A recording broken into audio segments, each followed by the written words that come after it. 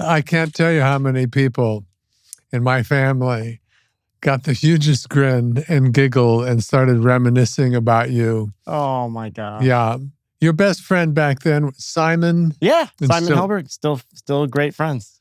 So Mary, my wife Mary, said that you were in our kitchen on prom night with Simon, right? That's right. Yep. You guys were not a couple, but you went to the prom together. Yes, we did. Or did you have dates? I can't. No, that year I believe we just went.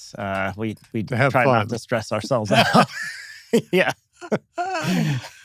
Charlie McDowell sends his love. Oh my gosh, I love him so much. My daughter Kate, who doesn't know that I was talking to you today, would send all her love. I love Kate. Your entire beautiful family. Yeah, is just we're Lily, yeah, Alexis. Yeah, amazing. And you all most of you went to Crossroads. Yes, yeah. Lily and Kate and I were in the same class. Yeah. Does talking having me reminisce, is it like, oh Lord, I have to now pretend to be that age again? And no, it's so fun. I remember those days very, very well. And, there were a lot of lovely people in our grade, a lot of whom I'm still very close with. So, yeah. That's very cool. Simon, especially. Yeah, right? Simon, especially. Yeah. Well, that's great. I don't even know where it let me jump around, which is what I do.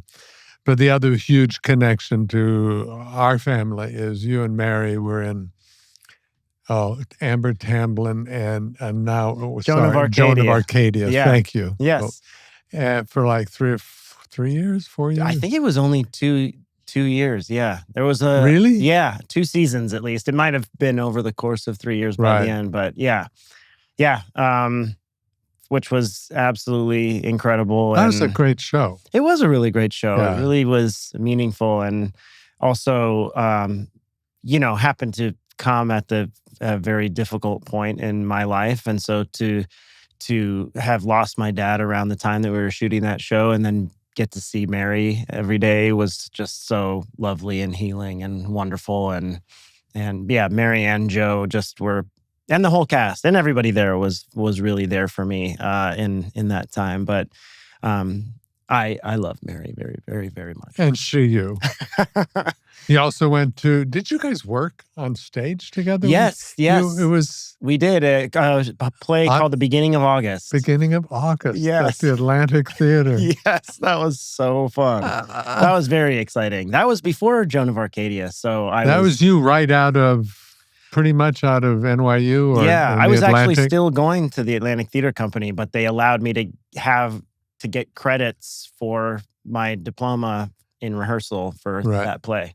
Right. Which was so much fun. We're going to keep bouncing. And my thing was, you and I, we didn't meet because I'd met you before, but you and I met at the airport going to work on Larry Kasdan movie Mumford. Yes, exactly. And I remember looking at you going, oh Lord, I used to go to work with my friends. Now I'm going to work with my friends' kids. Yes. I remember that very well. That was my first job ever. Wow. And my first professional job. I had done plays and stuff in high school. But yeah, I was so excited. And I remember seeing you at the airport and coming back saying hello. Who else was in it? There were other... Zooey Deschanel was in it. Zoe, yeah. Simon Helberg also was in it. Oh, my God. But it was Lauren Dean and Hope Davis and Pruitt Taylor-Vince and Mary McDonnell. Yes. There were so many. Priscilla Barnes. There were so many lovely people. And the amazing... Jason Lee. Yes, thank you. And Larry Kasdan. And Larry Kasdan. Yeah. Who was lovely and it couldn't have been a better first experience. Oh, it was very exciting. It was very exciting. And I really love that movie. I remember when it came out and we all took a little group to the theater and it was fun. I made the mistake of, I was playing some sort of bit of a pompous, bit of an asshole. And I had I was talking to somebody and I had a big snifter of brandy, supposedly. Oh, yeah. And a cigar. Yep. And, the rookie mistake of, and I wasn't a rookie, but the mistake of on the first take, taking a huge bite of a sandwich that then you have to eat the rest of the night. I took a massive puff of my cigar, blew it into the brandy snifter, and then inhaled it. I have never been sicker in my life. Oh, yeah. Yep. I've made that cigar inhaling the smoke mistake myself. It's going to look cool this first take. Yes, exactly. It did look cool. It looked great. Take 40. Oh my gosh. I did the same thing with some dip. I had to have some dip, and instead of just letting it, well, I maybe could have done something else, but I was trying to be focused and real. And then instead of spitting it out, instead of keeping it in there, I would spit it out every take and put a new one in. And I didn't realize that was it's strongest at first, and then it kind of wasn't. So I ended up throwing up after that show. I grew up in Arizona, and all the cowboys and ranchers were into dip. Oh, yeah. Hard days and bars. Oh, yeah, the little thing. Molasses. Yep. And yeah, that's tough. That's tough. I have been, reading, looking, seen snippets of you here and there for the last 2 or 3 days. You are such a wise, from my point of view, because I was a late bloomer, such a wise, loving, caring, human, full-blown human being. My mother used to say, my wish for you, Ted, and my sister was to be fully human. And when I listen to you talk with your wife, Melanie, and about your dad, about acting, about everything, there's such a rich kind of fully human part of you. And I'm assuming it was probably always there, but after sobriety, it probably became the full-blown you, because with sobriety, all things are possible. Yeah, I think that had a huge element to do with it. I think there was, I think the alcohol had, I think there was the side of me that I wanted to show the world, and then there were the parts of me that I felt embarrassed about, or something, or the other sides of me that I was trying to push down or push away, and the alcohol was mixing it all up together. And I think in a way, after sobriety, I was sort of forced to reckon with all of the different parts of me and make peace with the things that I didn't like. And as the prayer goes, change the things you can, and have the serenity to accept the things you can't change, and wisdom to know the difference. And that's been a huge thing. I've always tried to, I've been to therapy many times in my life. I've always tried to get to the next level. I've never, anytime I found myself in a cycle, I've wanted to break out of it and figure something else out. And so I do feel like in this chapter of my life, I've gotten to a place where I'm at least acknowledging. I don't know. At every age, you feel like, now I get it. I was a kid then. I didn't really know, but now I really know, and I have come to this chapter to realize that that's probably a recurring thing throughout life. Now I know. I get it. Yeah. I get it. Yeah, exactly. And I love growing and changing. And, it's exciting. That's my favorite quality in a person. Me too. The willingness to keep growing, keep looking. Because it can be scary. You found something that works on some level for you, and to let some of that go, having to let go of the party persona that I thought that I needed in order to be around people. Your brain, your mind says, oh, you do, pal. You do need it. You do need it. Don't be doing this work. I'm here to protect you. Yes, just listen to me. Yeah. Oh, are you happy? You're so boring now. Oh, God. But yeah, I remember that voice in my head. Did you go through that? Am I going to still be creative? Yes. Yeah. Because there were elements in which I felt like that was important. And in hindsight, it was all just sort of Dumbo's magic feather. in hindsight, I probably shouldn't have had alcohol on set if I had to be a little tipsy. But there's all these ways in which you can tell yourself these stories about these brilliant people who were method or did this way. And then I remember I worked with this amazing actor, Ryan Onan, and he has never had a drop of alcohol in his life, and he can play drunk better than anybody because he's stayed sober and watched people. Right. I went, oh, right, the observing part. No one's going to test my blood alcohol level after a scene, but... that was full of shit. You were sober. Yeah, exactly. So it was, I was very worried about that. And I'm worried because one of the things that I thought alcohol helped me with was my self-consciousness. And so the only way to get out of my attention to myself was to obliterate myself, kind of. What was your self-consciousness like? Just very, very, very concerned about what anybody and everybody thought about me and trying to guess what they thought and trying to do a preliminary strike on their opinion of me and really feel kind of crazy if someone didn't like me. Like I remember there was this one time where I was at a party and I was telling a story and I got to the end of it and the majority of the people kind of laughed or enjoyed it. And one person went and rolled her eyes and walked away. And I was like, excuse me, miss, can you please, what happened? What went wrong? Because I think there's got to be some miscommunication here. It really drove me crazy. And it was hard for me to understand that, people have other things that are going on and they're not necessarily thinking about you as much as you are thinking about yourself. I think nice guys, because I'm sure you were not, you're still, I think that before and after me, I was a hot mess right before I met Mary. I was a hot mess all my life, but then finally addressed it when I was about a year before I met Mary, my wife. Yeah. My silhouette probably isn't that much different, but I had to work so hard to be that Ted. I was working overtime. I was exhausted. I couldn't even have a conversation longer than 5 minutes at most before I go, hey, excuse me, I'm going to go smoke a cigarette or I got to go to the bathroom. I'd make some shit up. Oh, yeah. To go catch my breath from performing Ted. Right. Socially. Yes, absolutely. Yeah. Yeah. I mean, that's incredible. I still have an issue with disengaging from conversations. A conversation at a party will die a slow, natural death, and I'll go, so what else?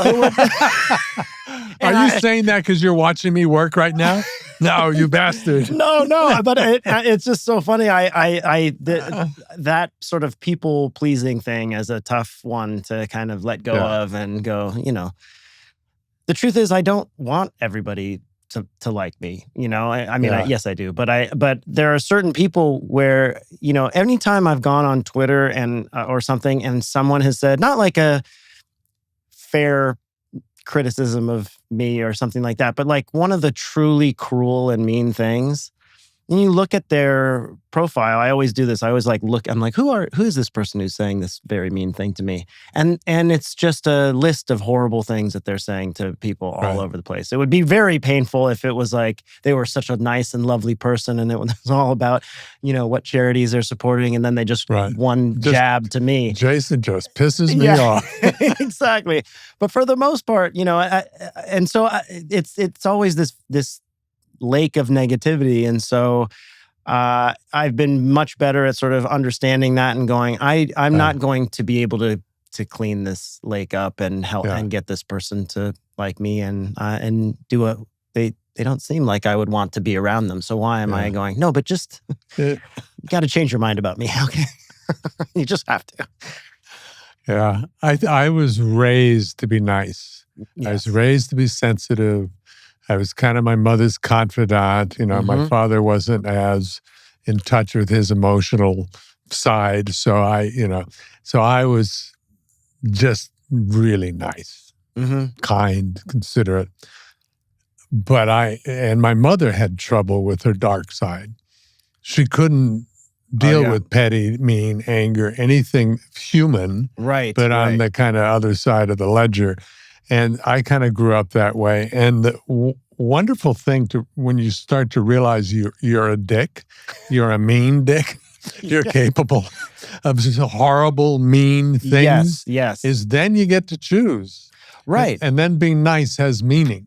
Right, exactly, because it's not just a performance of a scared person who's, hoping you don't look beneath the mask. You're actually, you're aware that you have the capability of really hurting someone's feelings, and you're making the choice not to. And absolutely, you can't avoid that. And I mean, I still have a list of every single person that I've, hurt or disappointed in the back of my head, but I ignoring that doesn't make it go away. Just trying to be nice and offset the pain that I've caused. Yeah. I often say about Mary, because I still go to my charming card, play that, even though I may not be. I think I am, you know, and I think I'm kind and nice. Yes. Mary is kind. Yes. That kind of deep kind that changes people's lives. Yes. I make them happy in the moment. Mary has the ability to change people's lives with her kindness. And my wife is the same way. I felt that when I was really listening to you guys. She really is. And I remember also when I got to know Mary, just thinking like, if I could only be so lucky to be with someone this beautiful in every possible way, just so genuinely kind and lovely and funny and incredibly talented and all of it, but just like... And you did. And I did. You did. I really did. And it is so funny because it's like you said, I'm like, hey, do you like me? All right, see you later. Good talking. Yeah, good talking. All right, keep that impression of me and I'll be over here. Meanwhile, Melanie, is forging these wonderful, beautiful, deep relationships and helping people through tough times. And, not to say that I'm like a fair weather friend. I've definitely have been there for people in tough times, but yeah, the level of true kindness that both of our wives have is pretty inspiring. I love that you had to meet her a handful of times. Oh my God. Each time anew. Yes. Right? Yeah. I mean, that's just I've learned a lot of things about my brain over the years. Have you ever at a party met the same person coming and going at the end of the party and said, how do you do? Yes, I have done that. I always am just the guy who's going, I'll just say nice to see you, just in case. I don't know. I have no idea. I just woke up. I feel, when I saw the movie Memento, I was like, that's what I feel like. Like, what am I doing? I'm at a party. Okay. Did I meet you? Great. Yeah, we seem like we're friends? No, we're not friends. Okay, good clue. There was one time where I was crossing the street and I saw, I was getting to the other curb and this woman looked over at me and she made a gesture like this. She opened her arms and opened her mouth and like this. And what I read from that was, we know each other. We went to high school together or something. And I gave her a big hug. And as soon as I wrapped my arms around her, I felt her stiffen like this. And I went, oh, sorry. And she was like, I watched this show that she had just recognized me or something like that. But I assumed from the social cues that a hug was appropriate. And I was wrong. I apologized. My saving grace is I find when I'm an asshole, it's kind of funny. Yes. I don't mean to no one else, but to me. Yeah. Oh my God, what an asshole. You thought that person was waving at you, and so you gave him a big wave, and it's the person behind you. Oh my gosh, I've done that so many times. But with Melanie, she showed me a picture of the brunch that we had hosted together a month earlier, among other people. But it was... that was an embarrassing moment. You met Melanie many times, but then you really started to get to know her before you were sober. Yes, yeah. And that was an impetus, if I'm reading that correctly. Yes. When you were saying, you had started this work about a year before you met Mary. Yeah, or else she would not have even seen me. We would have been going down different hallways. Yeah, absolutely. It was like that in reverse. It was about a year into us having an on and off relationship, and before she went, you know what? I can't. I can't. You can keep drinking, absolutely, but I can't be around. I will. Yeah.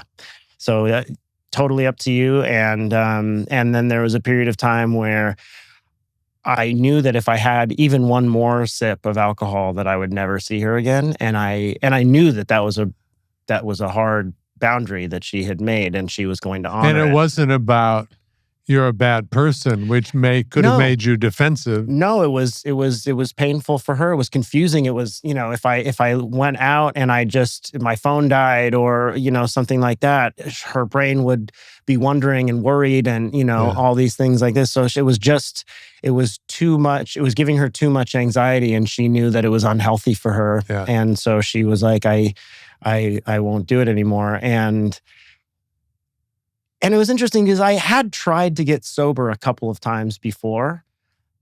And then and it is hard at the beginning because when you're 1 week in, you can relapse and be at that same place in a week. It's different when you lose years or something and you're starting over at day one, but you're like, oh, day one was just right there. So I'll just do day one again tomorrow. And you can do that. And I did that for a year or so. And I think in hindsight, it was because I didn't really care about like myself that much at that point. And so at the beginning of that time with Melanie, I knew that if I took another sip and I started that thing over, that I would lose this forever, and I just could never cross that line. And it was easier for me to not cross that line when it was for her than for me, which is weird in hindsight. And now I'm sober for myself, but initially it's easy to not realize what's really, really at stake. Mm-hmm. And when you do, it makes all the difference in the world. Yeah. And then finding out why and having empathy. Oh, I totally get why you did that. Oh, yeah. I'm so sorry. I get it. But absolutely. Feeling sorry for that little kid or person or whatever who thought this was the way to go. Yeah, I know. And it was interesting as well because I had always run away. That was sort of my, emotionally, definitely any potential physical fight. I was very fast. So anytime there was You did? Oh, yeah. If there was like an issue at a bar or something like that, or someone, scooted their chair out, it was just like, hey, let's go to the other. I don't want to get into a fight with this guy. Whatever you think, you're fine. You're right. Let's go. I thought you were about to say the opposite, that you got into fights. Oh, no, I never got into fights. Yeah, I always would try to avoid it or talk my way out of it. Let me make you laugh for a second. Yeah, exactly. Exactly. And so yeah, I always would run away, and there have been times where I would get into arguments with other people, and it would feel circular. It would feel like it would never end. And so I started this pattern of running away at the first sign of confrontation. And so without the alcohol and with Melanie, that was the first time that I just had to sit in it and go. I had to remove the tool of running as fast as I could out the door, out of my toolbox of ways to deal with things. And it was uncomfortable, and it really also helped in a lot of ways, because you learn how to communicate differently with each person in your life. You're also blessed, as am I, that you're with a person who will look at her stuff. Absolutely. And you know that. So you're encouraged to look at your stuff. Absolutely. Without thinking, oh, I better not let my guard down. Yes. Yes. Yeah. Nice. That is huge. And she, we've both grown so much from the time that we've met. And I often think that if she had been a little healthier when we met, we may not have ever. She She would have recognized you. Yeah, For like, oh no. So we kind of met at this perfect crossroads and then helped each other up and out of it. But I'm grateful for the work that we've both done. Without sounding old and not patronizing, but something, I'm so happy for you. Thank you. And I'm happy for her. I don't know her, but you guys get to witness each other and laugh and go through life and have a baby and all that stuff. Yes, and our daughter is so funny and weird and strange and lovely, and she's the best, and we feel very, very, very lucky. But yeah, it's funny because the alcohol had told me all of these things about myself that I believed were true, that I couldn't be responsible. I at a certain point, I thought, I knew I would love to be a father, but I thought, based on my behavior over the first 30 years of my life, I went, maybe I'm not responsible enough. Maybe I can't do it, and maybe I just have to let that go. So the fact that once I took the alcohol away, and then, it's like that Bugs Bunny cartoon where the monster gets some powder sprinkled on, and then it's just tiny and very manageable. It's still there going, hey! Yes, it's true. But I can go, all right, it'll take you a couple months to walk back. Yeah, exactly. So. What a hoot. Yeah, I'm very Also, lucky. something just stuck in my mind. My thought was this morning driving in how proud your father is and your mother is about who you are. Oh, man. You reflect them really beautifully. Thank you for saying that. Yeah. I know my mom is proud of me, and I feel that my dad would be proud of me.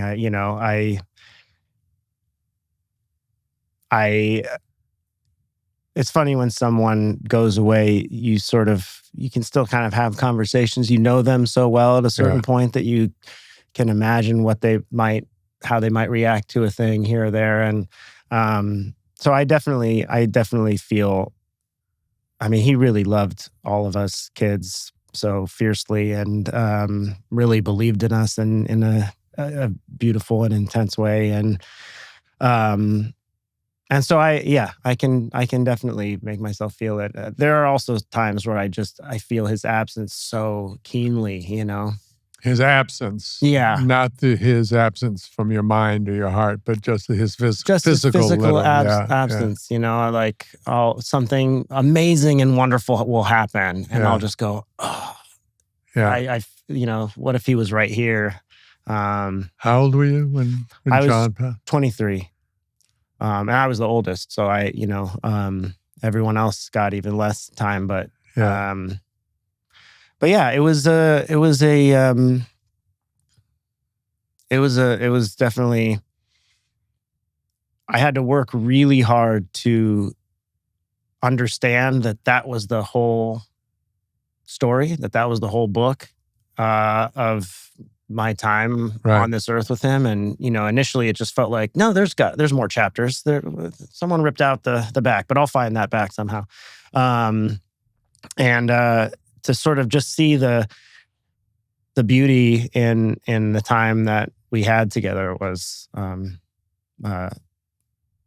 it was hard to get there, but I appreciate our entire relationship a lot more now. Yeah.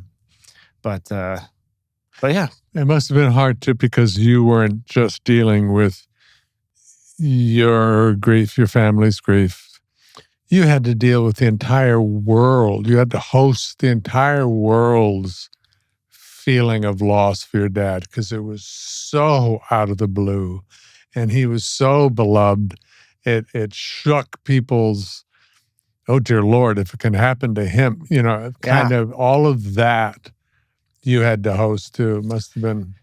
It is. It's amazing. I mean, there's will still be times where I'll meet someone and I'll know what's happening almost immediately. They'll usually say, "Your dad," and then they will well up Yeah. And I know that we're about to go back to this place that now I've processed more, and I have ups and downs, and grief is such a strange boat to be in. But yeah, where I experience it with someone who is fresh in it, or seeing me somehow evokes this emotional reaction, and it's really beautiful. There are also sometimes pretty early in my relationship with Melanie, we were on a date and we were at this restaurant, and we were sitting at a bar, and this woman on the corner asked me if I was my dad's son, and I said, "Oh, yes." And she went, "Oh my God, I loved him." And she did kind of get emotional, and she just started to say, how much she loved my dad, and then she just went, "R.I.P." And just like started talking to her friend again.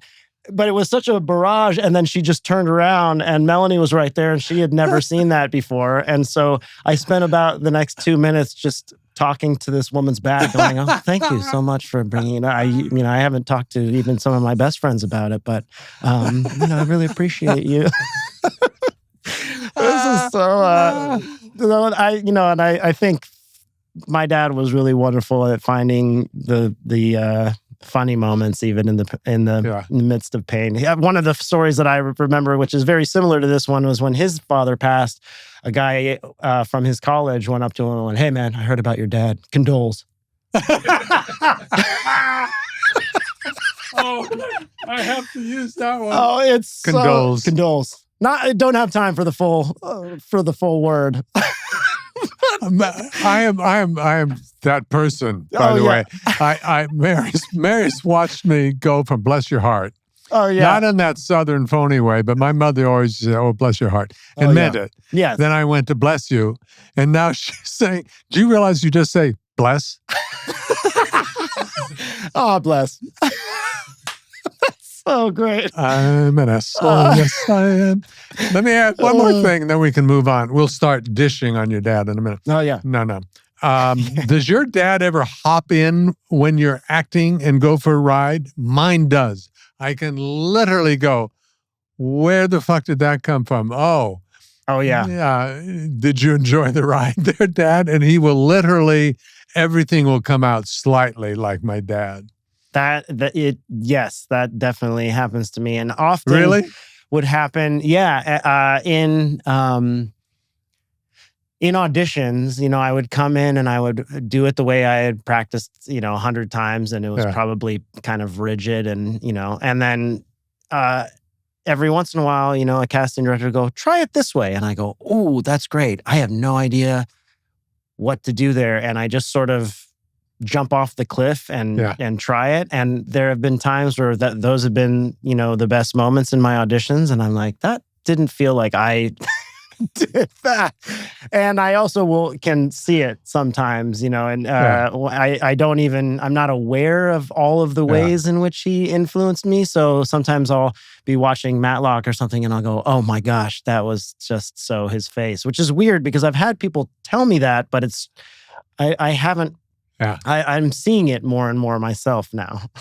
I mean, sometimes I do it purposefully, or it just feels liberating to me. If I think of my dad, all of a sudden some boundaries or stiffness disappear.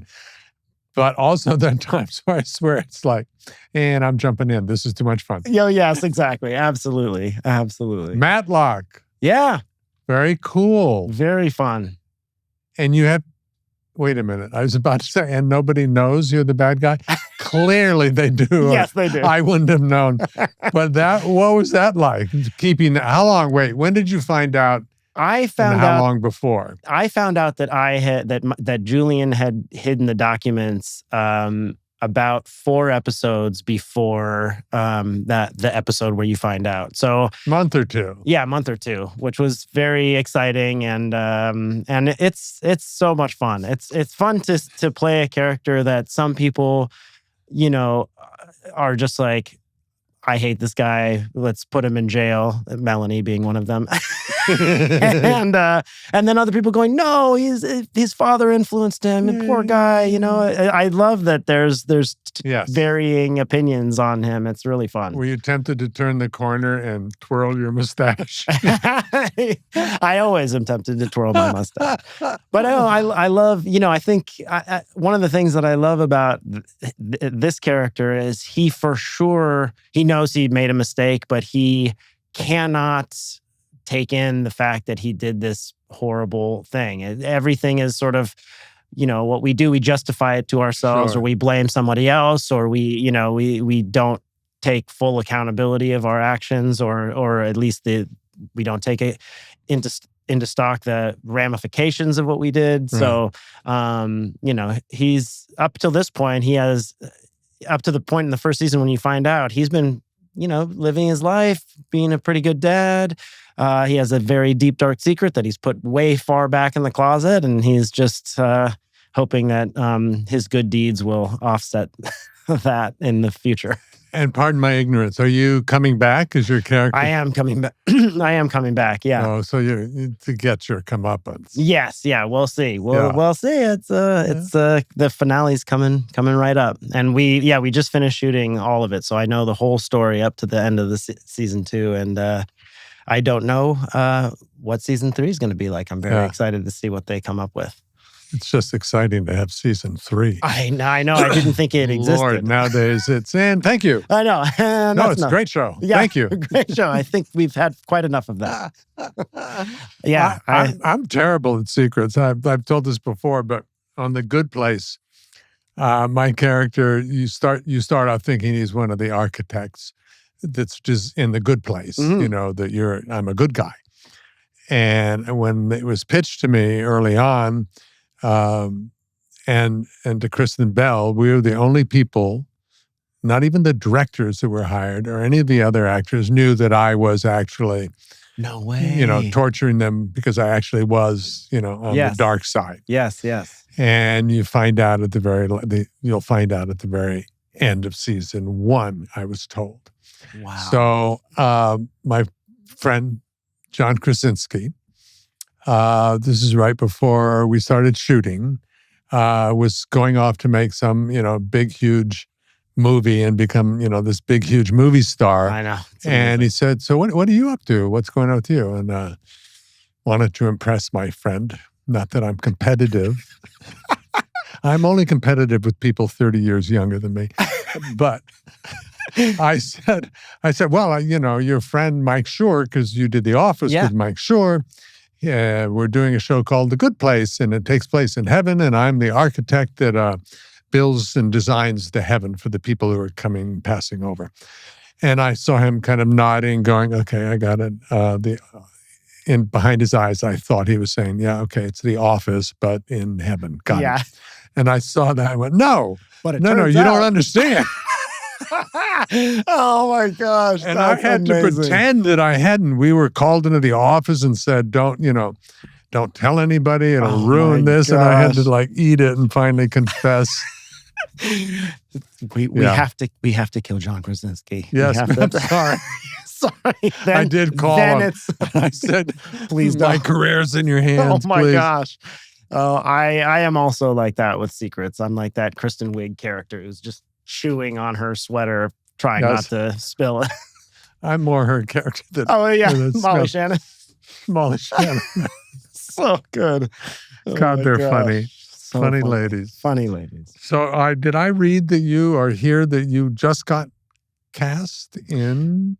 Yes, in The Last of Us. The Last of Us, sorry. Yes, yeah. Well, that's exciting. It's really exciting. I was a huge fan of the video games, and Melanie got a part in the first season, and I remember because she had just gone she had this period of time, it was like from 6 months after our daughter's birth, there was a period of time where she just was working one after the other, and The Last of Us came along and she's like, I'm so tired now. After this, you have to do this. and then you can rest. But so she did it, and Craig Mazin, the showrunner and one of the head guys over there with Neil Druckmann, who did the video games, he knew that I was a big fan of the games. And in the first season, he allowed me to be one of the infected clickers in this big stunt scene. And so that was really fun. And I kind of thought, well, my dream has been fulfilled. I'm technically in this game somewhere. So the fact that I get to actually come back as a character is just so exciting. And when do you start that?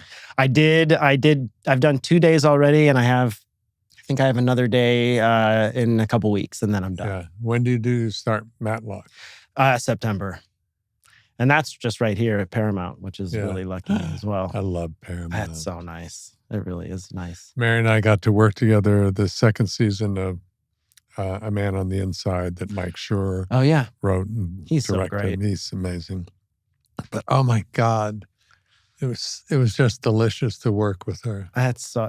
Melanie and I have gotten to work together a handful of times, and it's always just so fun. She's so fun to work with. I mean, aside from, being married to her, she's so funny. She's always so in the moment, and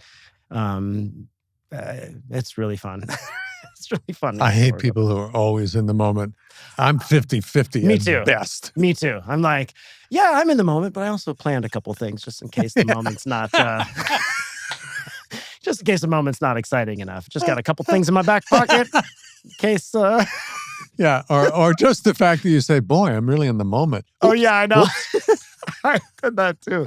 There was a time I remember I got back from my first year of acting school in New York, and we were really talking about listening a lot. I remember I came back, and a friend of mine was telling me the story, and all of a sudden I realized how much I was listening to him. And I was like, oh, wow. So this is what really listening feels like. I am just paying attention to everywhere. And then he asked a question, and I was so excited that I was really paying attention that I had just fully taken all that attention and put it back on myself. It's hard. It's hard to just stay in the moment.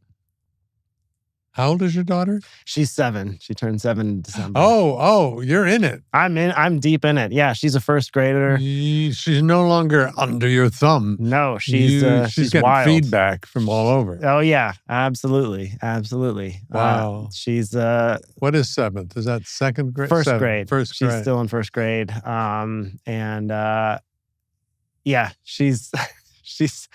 She still is very attached to both of us, but I can see the teenager starting to peek through. Oh there's my God, it's peeking earlier and earlier. Yeah. That kind of stuff. Any concept of what you do for a living, both of you? Yeah, she sort of has an idea, but could care less. She's a little bit like there was one time where she said to us, guys, is it okay that I don't want to be an actor? And we're like, yes, of course. We're not like going to force you into it. Yeah. That would be so horrible. But yeah, she has some idea of it, but then she'll also say things like, I wish your character would die on Matlock. And I'm like, no, you don't. Please don't say that. But she wants to spend more time. Dress you're wearing? Yes, exactly. Very lucky. It's a very tough time out there right now. So let's just hold on to it as long as possible. Oh, we take our granddaughters. We have, 14. 14? 13. No, not 14. Oh my gosh. 14-year-old. Okay. We have 14 Our kids are very prolific. I was going to say. Like I thought I. We have 5. Yeah, that seems right. That's the number I would have had in my head. Couple of 1-year-olds, and then Lily has 4, and Charlie have 14-year-old, 13-year-old almost. Incredible. Yeah, and an 8, 9-year-old. Oh. And I just got them all wrong, but that's all right. That's all right. You can air it when they all are that specific age. But you think, you'll take them to work and it'll be so cool for them to watch you work. And then you ask them later, never has craft service been, not the number one on their list of reasons to go to work with you. That was our daughter's favorite. She was like, so you're telling me that all of this candy is just free. I can just grab it and take.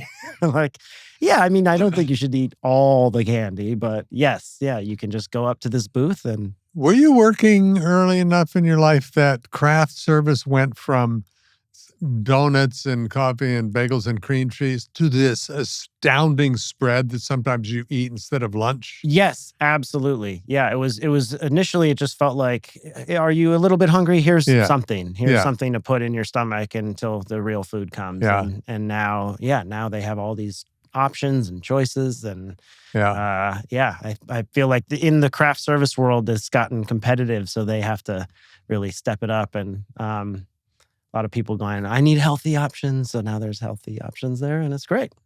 It's really great. And unlimited coffee. Yeah. Switching gears.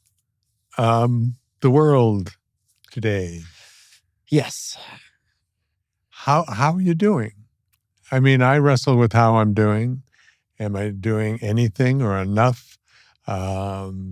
Is caring and spreading love and hope anything? No, probably not enough. Am I taking action here? Maybe not there. Yeah. I'm always wrestling with it. Can I ask you where you are? And we don't have to get political. Yes, no, I absolutely. I mean, one of the things that I've felt is that it's very hard to change someone's mind, even in your own family, or a lot of people have to like learn things for themselves and won't understand something, or think you're lying, or think you're telling. And so I never know what to do. I always feel like sometimes what I've done is basically just behind the scenes. I've donated and I've tried to do things here. Especially Twitter has felt like such a different place now, that going on and saying something it just feels like it's opening myself up to some of the worst comments from other people. And, maybe that's not the worst thing in the world, but I just have felt like the hard thing is to know where to put your attention to affect the most change. And I also think that, trying to...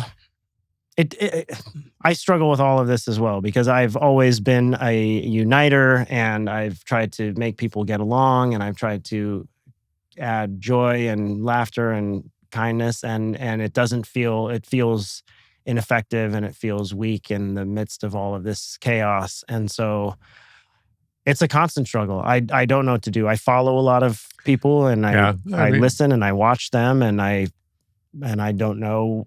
I always feel like I should be doing more, and I don't know what that is, what the most effective way is, aside from trying to be the best person try to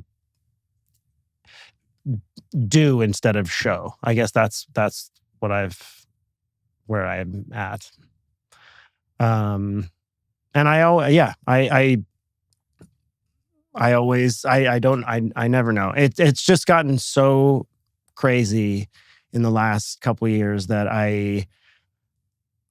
I'm just hoping. It seems like every step down into hell we get, there are more and more people who seem to be going, wait a second, this doesn't seem like what I was promised. And I'm hoping that waking up keeps going. Yeah, I don't think my voice and perhaps yours is the voice that, like you said, will change minds, because we're predictable. They've already made their assumption about us. Right, exactly. But people who are in the same world, or have changed their mind, or are going, wait a second, are probably the hope.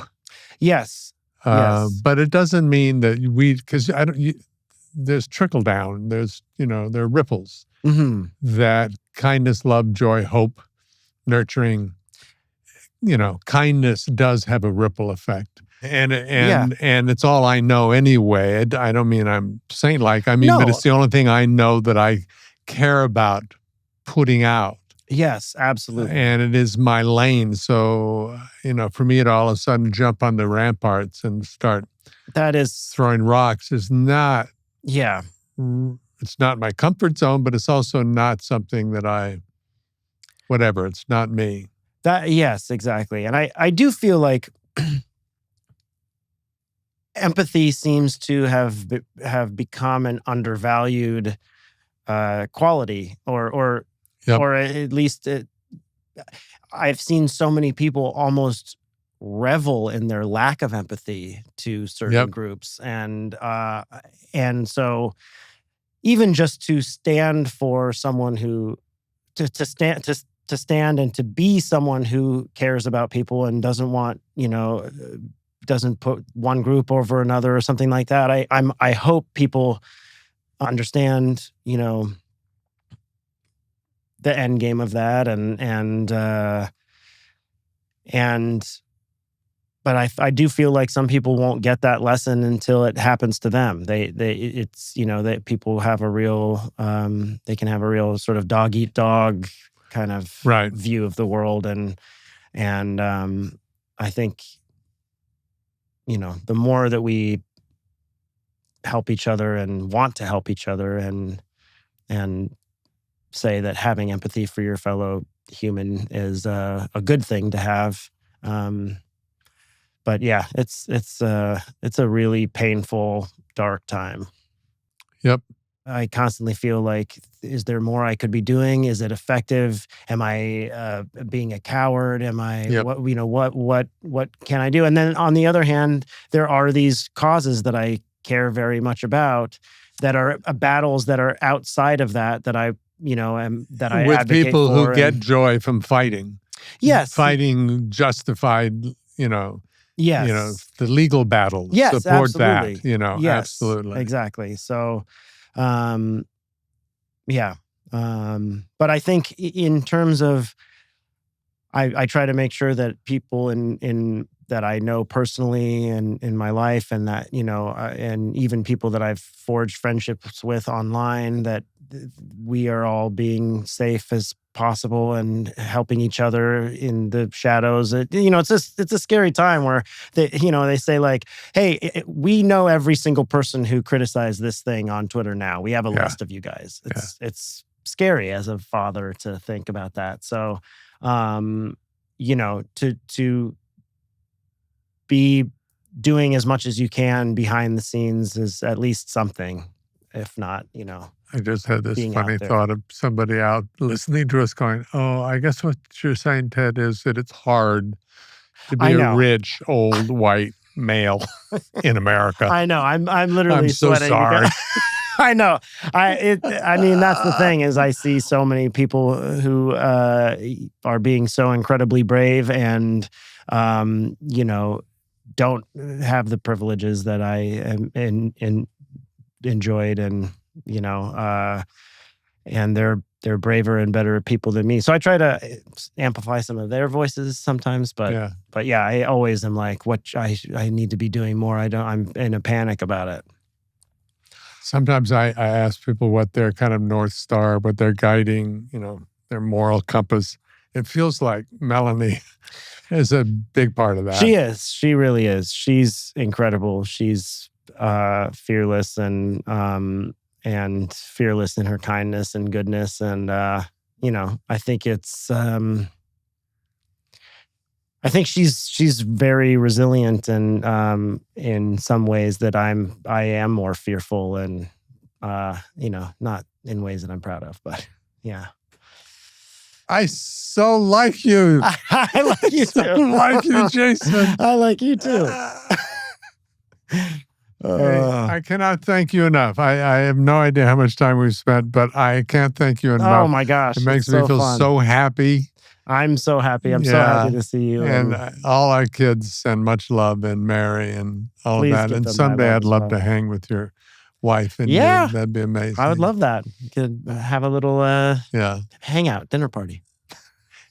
We'll bring younger people too. So there you go. Yeah. Just in case you start looking over my shoulder. Oh my gosh. Thank you so much. Thank you so much. Yeah. That's so nice.